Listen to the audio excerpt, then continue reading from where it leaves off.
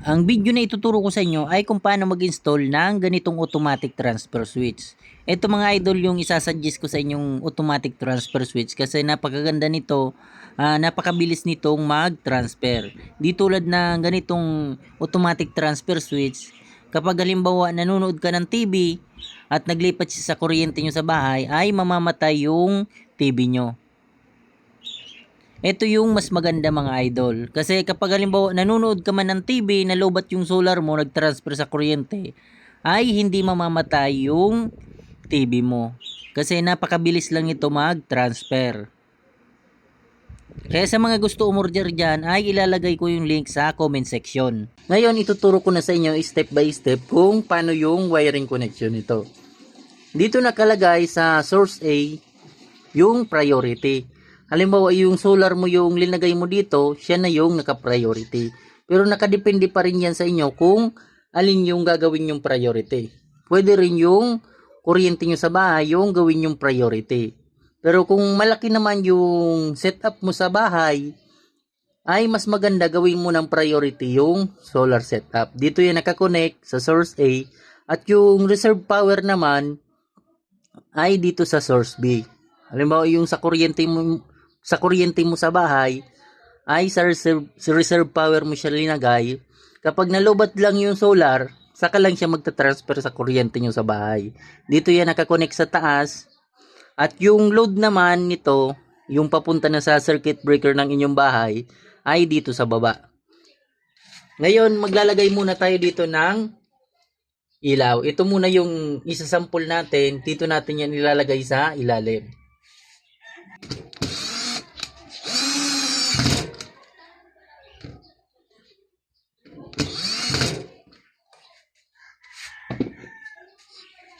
Ngayon, nalagyan na natin yung load. Dito naman tayo, wiringan naman natin yung sa solar. Meron na tayo ditong supply. Ito yung sa solar at ito naman yung sa kuryente. Ngayon, supplyan na natin itong load ng circuit breaker ng solar. Itong live wire niya, dito natin yan i-connect sa kaliwa ng automatic transfer switch. Pero kahit saan mo naman yan dyan i-connect, yung live at neutral ay pwede naman. Pero tayo ay ilalagay natin dito sa kaliwa yung live.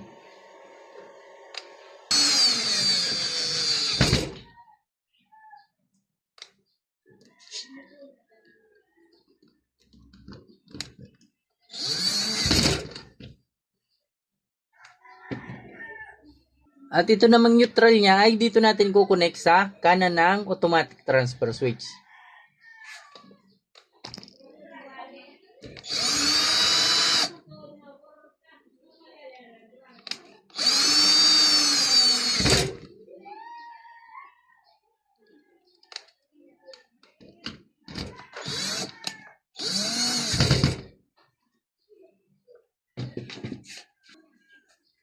Ngayon, na-connect na natin yung supply na galing sa solar.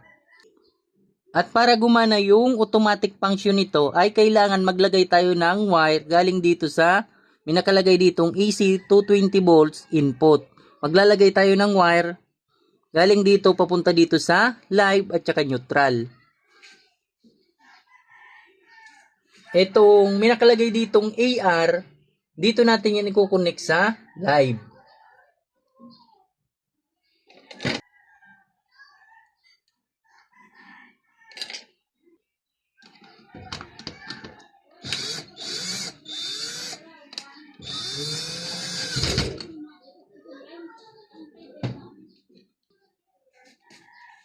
At ito namang AN ay dito natin yan i-connect sa neutral.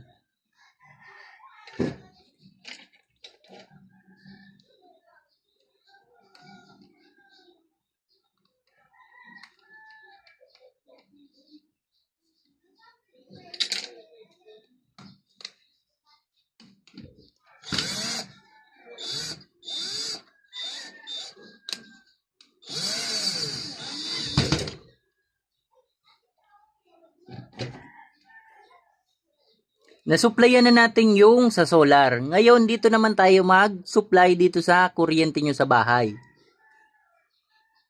Itong live wire niya, dito natin i-connect sa isang line ng supply ng kuryente nyo sa bahay at dito natin yan i-connect sa kaliwa ng automatic transfer switch.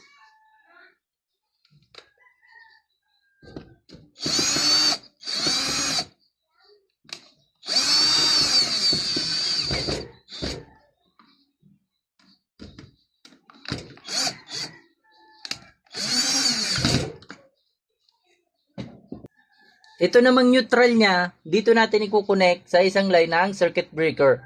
Papunta yan dito sa kanan ng automatic transfer switch.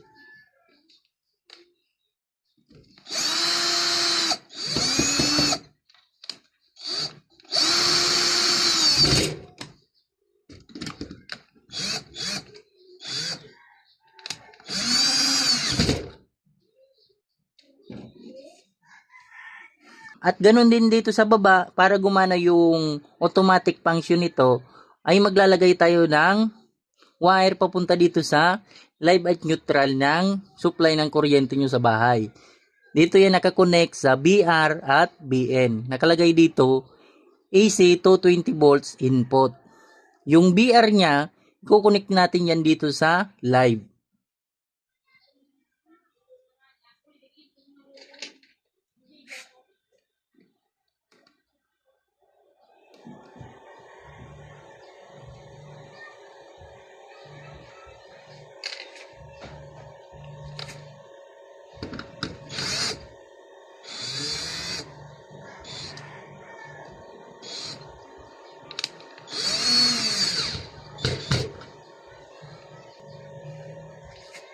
At ito namang BN, dito natin yan i-connect sa neutral.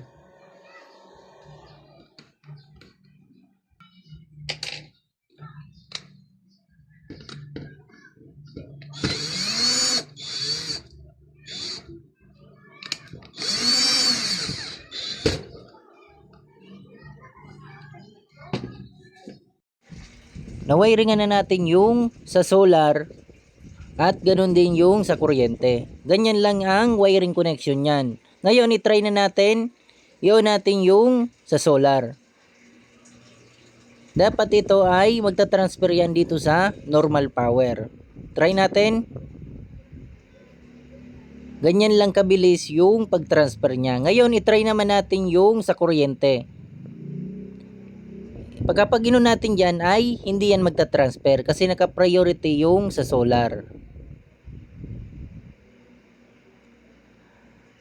At kapag halimbawa nalobat na yung solar, ay automatic magta-transfer yan sa kuryente nyo sa bahay. Ngayon, i-try natin. Ganyan ang kinagandahan nito, napakabilis lang ng pag-transfer niya. Ngayon, i-try na natin ulit, i-on natin.